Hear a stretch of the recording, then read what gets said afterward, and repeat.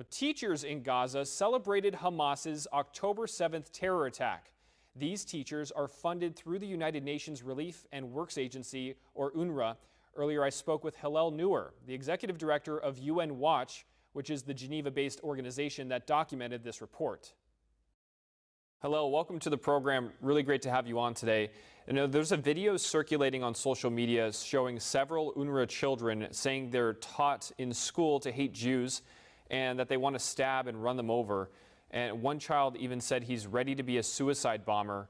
Now, your organization has just released a report saying that 20 teachers and staff in this UN program celebrated the October 7th Hamas massacre of Israel, and they called on terrorists to be, they called them as heroes, and said the day was a great October.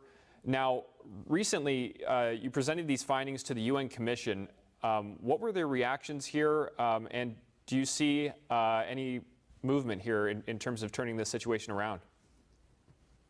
Well, look, we've submitted these to the United Nations. I presented them in the United States Congress last week and also in the Bundestag in Berlin.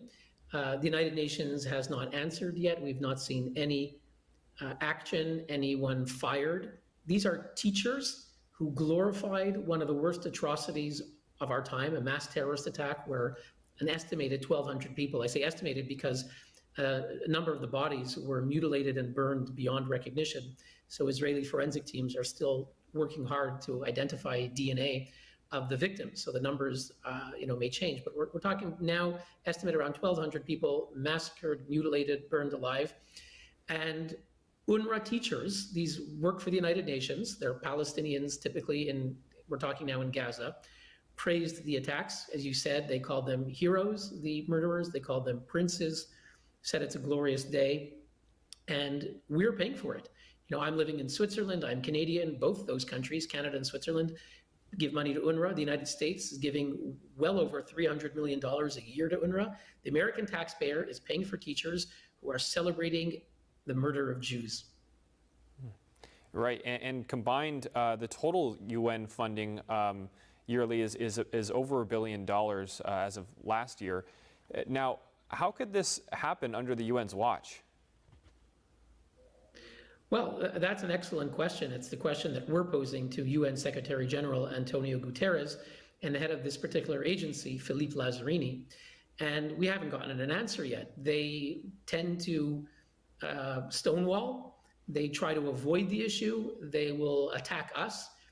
When Mr. Lazzarini, he's the Commissioner General of UNRWA, this agency, he spoke recently at the Saudi summit, and he said that there are groups that are against our agency and that are trying to tell false information that we preach hatred. Well, it's all documented. You see the teachers, you see photos on their Facebook page of them teaching at UNRWA. There's no question that they belong to UNRWA, and there's no question of what they said.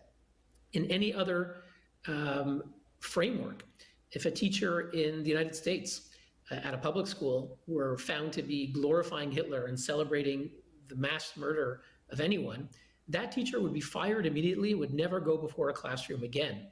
Why is it that Palestinian children are denied their basic human rights, and the United Nations is knowingly employing teachers who are indoctrinating Palestinian children, the next generation, if you will, to become Hamas murderers? That's what the UN is doing. They have not given any answers yet. As I said, they either deny the problem or try to downplay the issue. Right, and the UN has done other questionable things. On their Human Rights Council, they let regimes like China and Iran on. And there's been more UN resolutions targeting Israel than Iran, Syria, and North Korea combined. Now, how does the UN treat Israel in relations to these other countries, especially those with, communist and dictatorial governments? Well, look, indeed, as you said, we're seeing a violation of the UN's guarantee under the founding UN Charter, which is to treat all nations equally. That's in the 1945 preamble of the UN Charter. And yet, when it comes to Israel, we see a double standard. For example, the General Assembly, as you mentioned, last year there was one resolution on Iran, one on Syria, one on North Korea, and 15 on Israel. All right, there's no other country in the world that had 15 resolutions. It's absurd, and I would say it's pathological, and it takes away time from countries that are never addressed. The UN never addressed the persecution of the Uyghurs. China is immune, has never been criticized by the General Assembly. If we speak of the Human Rights Council, as you mentioned, China is a member. The Islamic Republic of Iran, which beats, blinds, tortures women for the crime of protesting, they were made the chair of a UN Human Rights Forum recently. These are breaches of the UN's founding principles, which are supposed to protect human rights. It's absurd. And regular people around the world are losing credibility in the UN when they spend all their time demonizing the Jewish state and giving a free pass to the world's worst dictatorships. Well, Hillel, thank you very much there for your time.